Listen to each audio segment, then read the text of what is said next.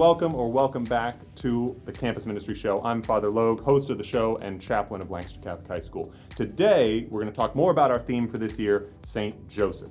Now, Joseph has a lot of different titles, and a lot of them are cool and really fascinating. He's the terror of demons, he's the protector of the Holy Family, he's the patron of the universal church, he's the patron of a happy death.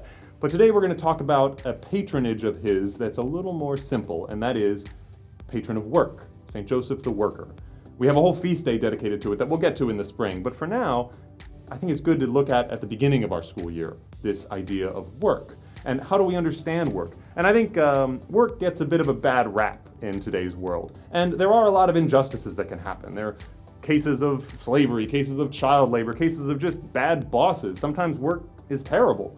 Work is boring. Sometimes our coworkers are the worst. But what do we actually make of work itself? And for that, we got to go all the way back to the book of Genesis. Because when God made Adam and Eve, before the fall, before the consequences of the fall, when things would be difficult, when childbirth would be painful, when all kinds of bad things would happen as a result of the fall, before the fall, Adam and Eve are in the garden, and God is giving them a task. And he gives them two things to do. You are to do this and this. And there's different ways of translating those words. One of them is to tend and to keep the garden. But another one is to work and to guard the garden. So work is not a consequence of the fall. And that's kind of a big concept, because a lot of things, our pain, our tendency to sin, our separation from God, original sin, all of these things are consequences of the fall. They didn't exist before humans fell. But work isn't one of those. We were made to work.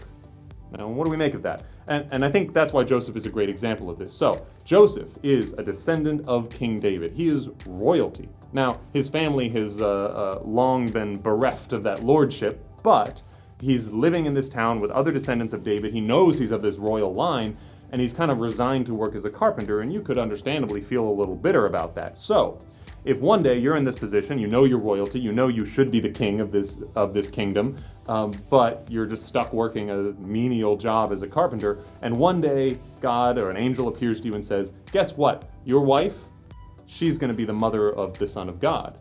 Your son, your adopted son, your foster son, is going to be the Messiah who's going to save the people. You might be like, all right, here we go. Now it's my time to shine. And you might say, okay, so what am I supposed to do for this?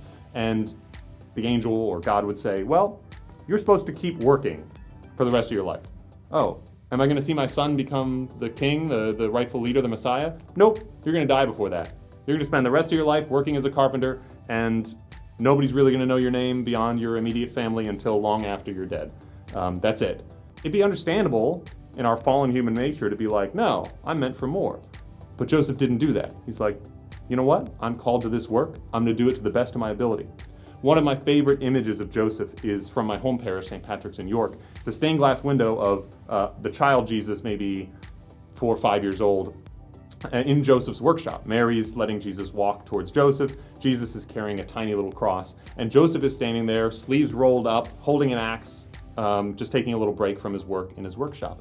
And so for the majority of Jesus' life, he just worked with Joseph. He learned from Joseph, he learned the craft, and he was a carpenter. We know this from the Gospels. They say, is this not the carpenter, the son of Joseph? So, work is not a consequence of the fall. Work is not something to be avoided. Even though there are bad things that can come with it, there's bad things that can creep into every aspect of our lives.